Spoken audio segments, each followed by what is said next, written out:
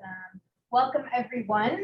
Thank you so much for joining the Young Professionals this evening for a discussion with Michael Shellenberger, who is the author of the Young Professionals January Book Club read, San Fransicko, Why Progressives Ruin Cities.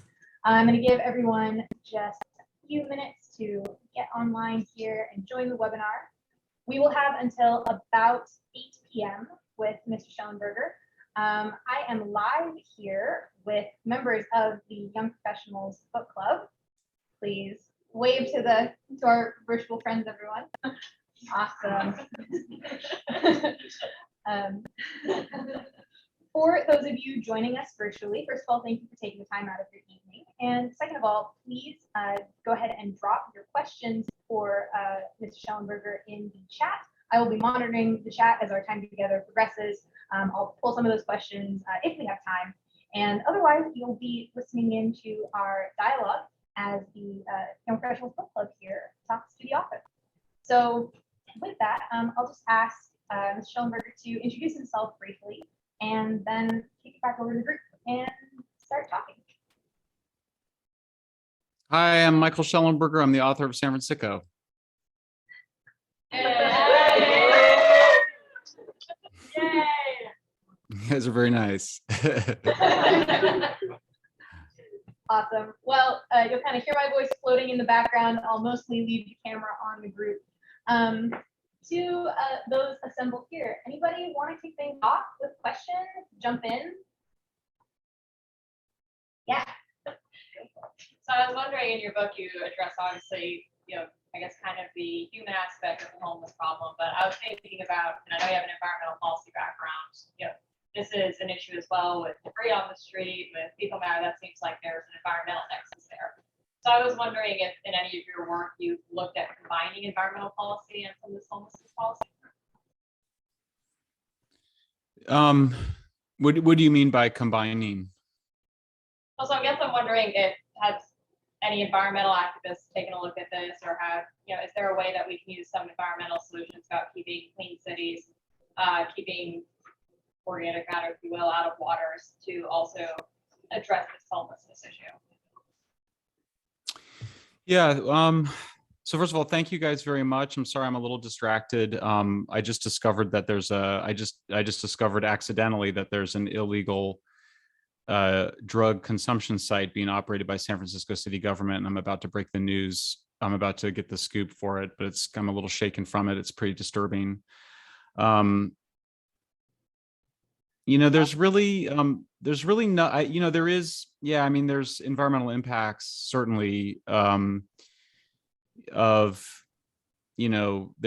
like in Venice Beach, for example, there's fecal matter that washes out and has been contaminating some of the waterways from the open drug scenes. But I didn't really, it felt like I didn't really think I included any of it in San Fransicko because, it's obviously the urban environment is being destroyed and human dignity is being lost. And so they didn't really, and I didn't spend much time while working on San Fransicko thinking about the ways in which it's an environmental problem beyond the fact that cities, I believe, are absolutely essential to human civilization and to the process of reducing humankind's negative impacts on the natural world. I believe in cities. And so what happens in cities is really important from a broader perspective, but just the human dimension of this story just really overrode everything. So I hadn't really spent much time thinking about the two things being related. Since the book has come out, I've had some time to think more about how they are related. I've done a series of articles now, including one called Why Wokeism is a Religion, another one called Why I'm Not a Progressive, and I'm working on another piece called Why Progressives Undermine Civilization, which sort of argue that that's the real title. Progressives are, that basically in both Apocalypse Never and in San Fransicko, I argue that progressives are in the grip of a secular religion, that they're not aware that it's a religion. They think that they're just being moral and correct, and that it is what sort of explains why why they're so dogmatic and so opposed to considering alternative information.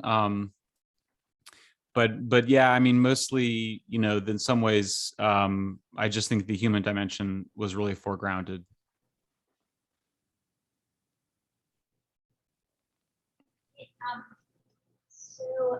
we're all sitting here in Seattle, you know, very personally affected by this crisis.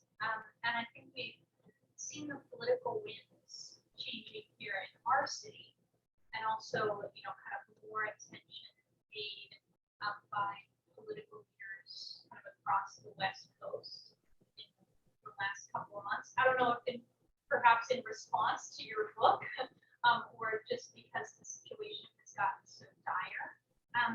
But I'm curious, you know, one, do we have anything to be optimistic about? And two, if you know, of the West Coast cities that your research focuses on, who's doing the best? And please say it's Seattle.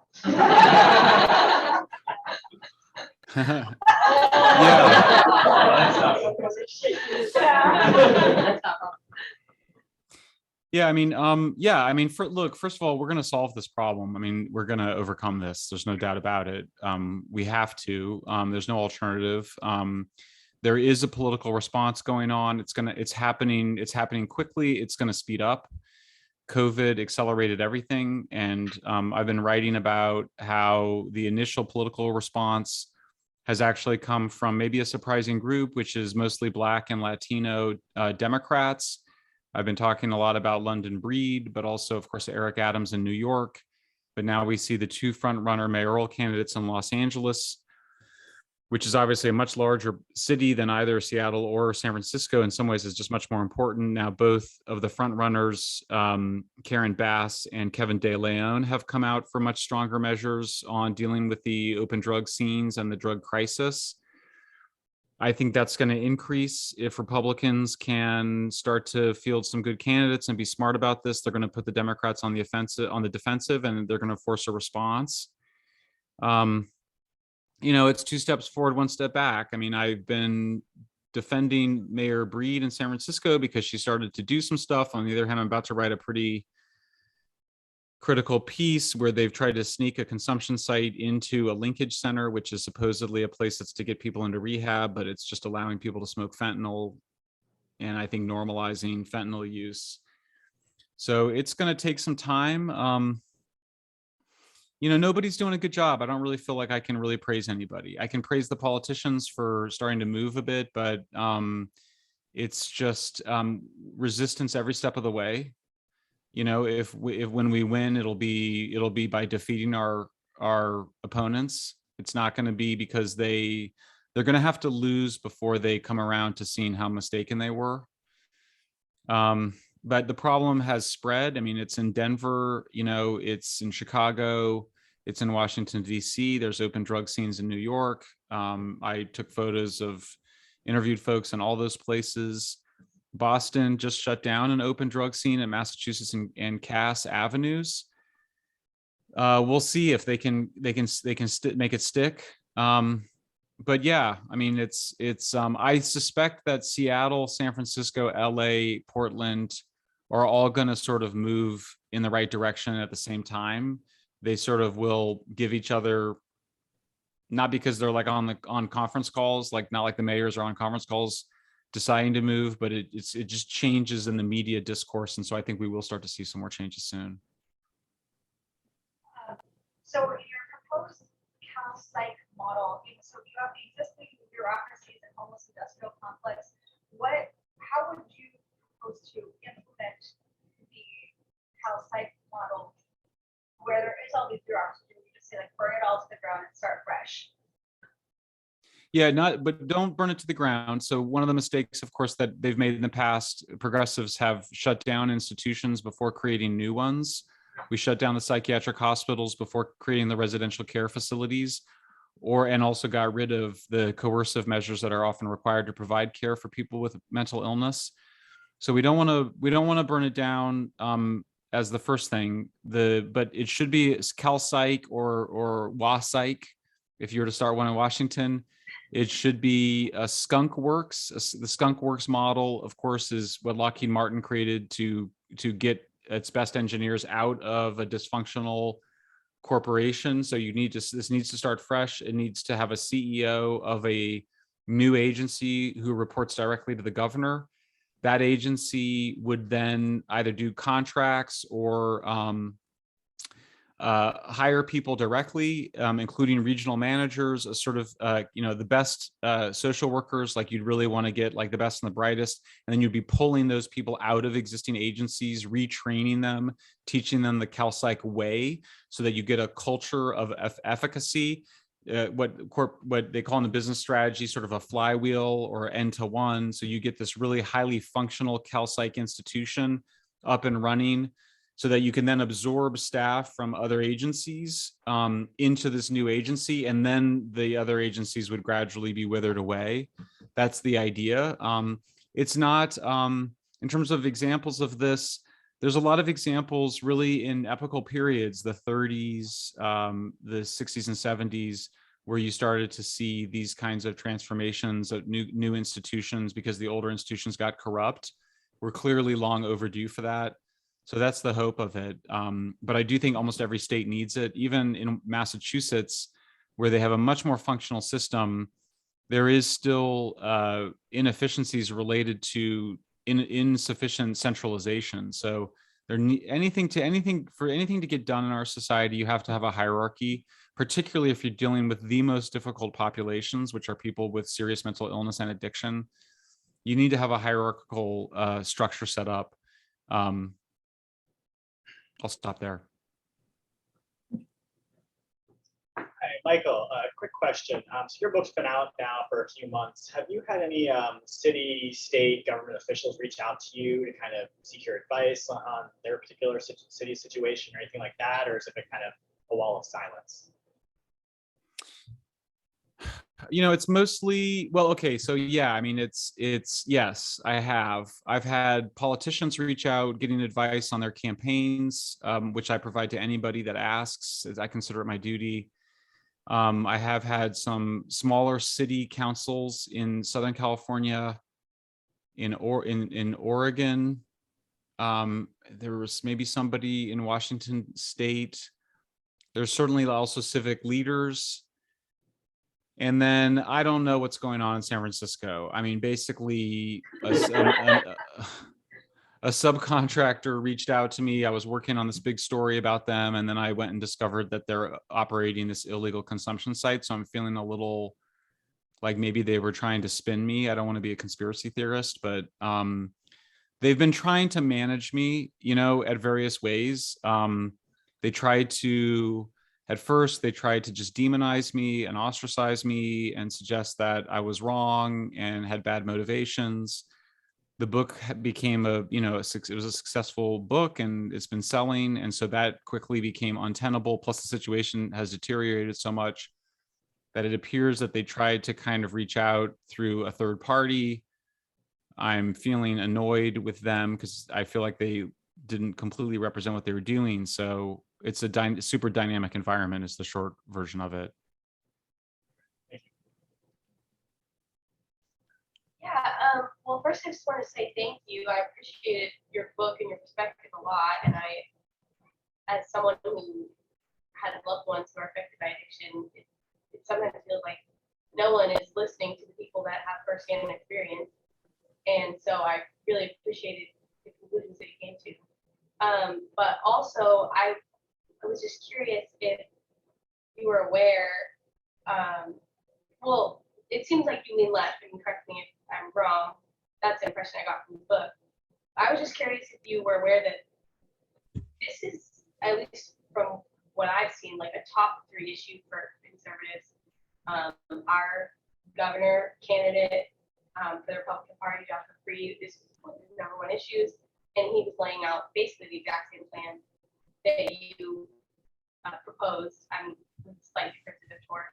And then also Bridget Barton, I hope I'm saying her name right, but is a governor candidate for Oregon. And again, it's like one of her #1 issues, and this is exactly her plan. So I was wondering if you're aware of that. I'm not. I'm really happy to hear that. That makes me happy to hear that. I have been seeing things that I've been saying sort of repeated by other people and not knowing if some of it came from San Francisco or not. I know a lot of people are reading it. like the government of Alberta, of all places, they've all been reading the book and they've been using it, and I'm going up to testify and helping them. But I'm very happy to hear that. I'm sorry to hear about your family members. I have, 3 friends from high school became homeless drug addicts, and 2 of them are dead now. One is still struggling mightily after 30 years of addiction. So yeah, but I'm glad to learn that, and of course, if you guys have relationships with any of them, I'd be happy to talk with them. This is Marissa here chiming in with a question from one of our virtual viewers. This person asks, as your political views, or rather as your research has changed your views, have you lost friends? And I imagine the addition to that is kind of how did you navigate that? Yeah, I have lost friends. I lost friends really twice, unfortunately. I lost friends first in on the environment. I guess I've lost 3 waves of friends. I lost friends on the environment, and then I had lost 2 friends when I left my first think tank, Breakthrough Institute, to start environmental progress 5 years ago, that were also politically related, though it had to do with somewhat more obscure issues. And then I assume I've lost friends around the drugs, although I just haven't talked to them since the book came out.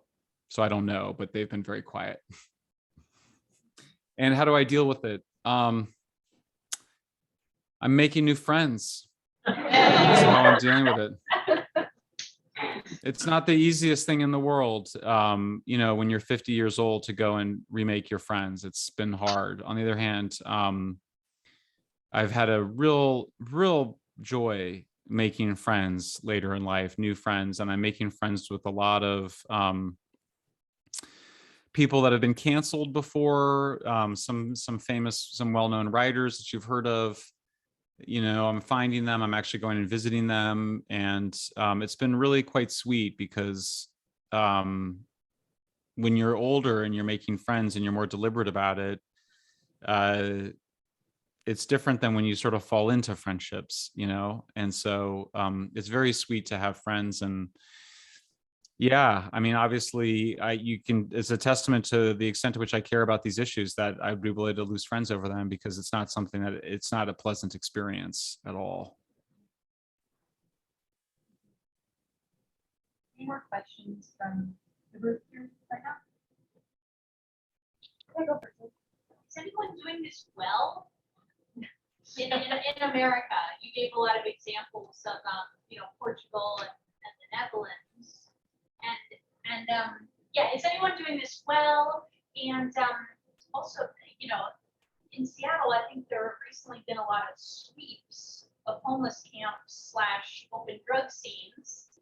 And I think, my reaction to that is, on the one hand, like, hey, this is probably good. They went out and offered people shelter and services, and now, we don't have all of these problems in our parks. But is that just like a waste of money and time, because it's just a whack-a-mole? They're moving people around. Doesn't fall the rate of the cost. It's exactly, yeah. Like should we, would you recommend that we just stop, kind of just shoving people around until we can reform the system, or is this sweep policy helpful in some way?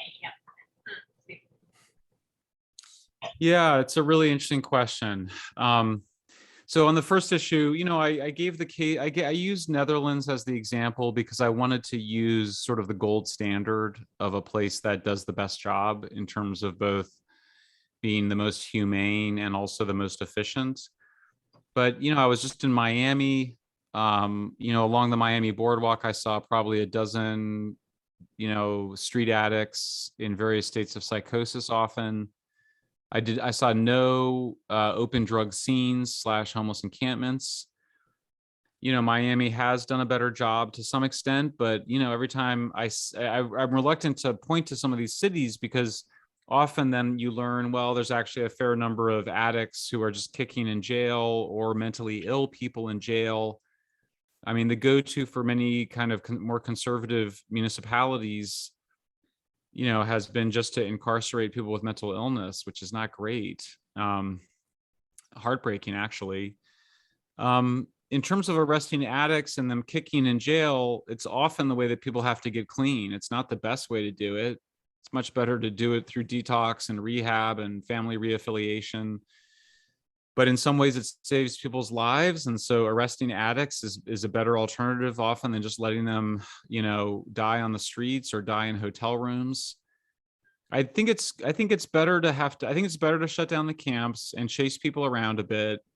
And yes, you're right. It's not first of all, it's just not a solution. So we just don't do it that reason. But I think making it harder for addicts to just be addicts all day long is better, because they, one of the stories, I think I told it in the book. Maybe it's in the epilogue, where one of the moms was like, when my son was in San Diego, which is a bit more conservative, he had to spend like a lot of the day trying to find his dealer.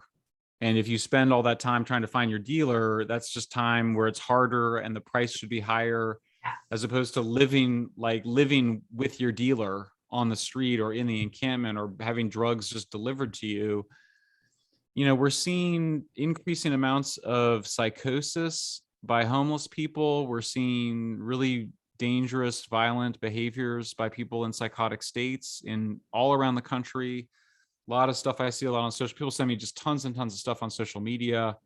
I don't even share the vast majority of it because it's just too dark. But it's bad, because if you're just doing meth all the time, you end up, you can end up with brain damage. You can end up in serious paranoid psychosis. My friend who's still alive, who's suffering from late stage, cocaine addiction, told me that he suffers from serious paranoid psychosis. He also repeated DUIs. So when we're allowing people to maintain these just heavily addicted, intoxicated states, they cause significant harms to themselves and others. So it is better to shut it down and chase them around, but we should just know that that's not going to solve it, and it's going to create a problem for somebody else, because those guys are just going to move. Until you're dealing with the underlying addiction and mental illness problem, we're going to have this. It's just going to remain bad to worse. And this is Marissa again, from the side. I'll just ask one final question before we wrap up here. One of the things that I thought was extraordinarily compelling about your book was the theme of dignity and individual dignity that surfaced in it through the research that you present and the analysis and commentary that you offer. And individual dignity is a guiding light for the Young Professionals program. It's a primary theme of ours. So how might you speak to that theme of individual dignity and address how cities can best support the dignity of every individual in their policy making? Yeah. It's everything, right? I mean, if you don't have dignity, you have nothing. I mean, it's almost prior to freedom. I mean, the issue I just had a reason. You guys edge libertarian. You're a little bit more libertarian oriented. Is that fair? We're both, conservatives and libertarians, and anybody on the left. Like we're nonpartisan and open, but I would say that much of our membership is made up of people with either conservatively minded views or libertarian minded views. Yeah.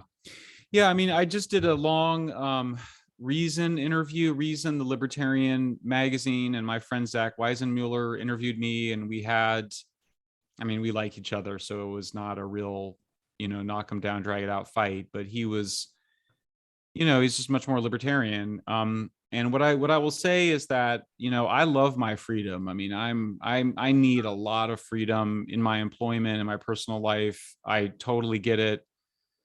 For me, it was pretty straightforward with this book, in my view, which is that if you want to smoke fentanyl and meth in the privacy of your own home, I think that's crazy and a terrible idea, and I'll tell you that. And I think we should have a fair amount of social stigma against that, because I think it's really self-destructive and we should not encourage it.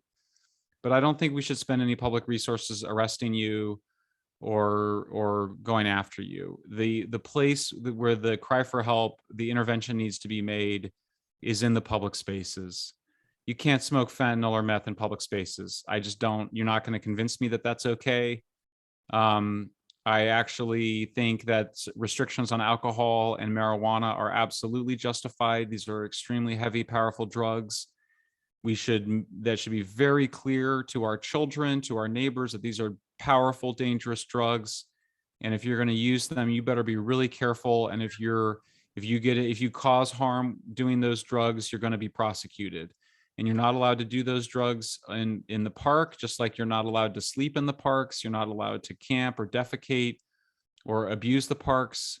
That's absolutely not acceptable. We're going to enforce those laws because we need to have public spaces. That being said, what about the schizophrenic guy that's just sitting on the park bench all day, or the drug addict who's just walking down the street pushing a shopping cart or whatever?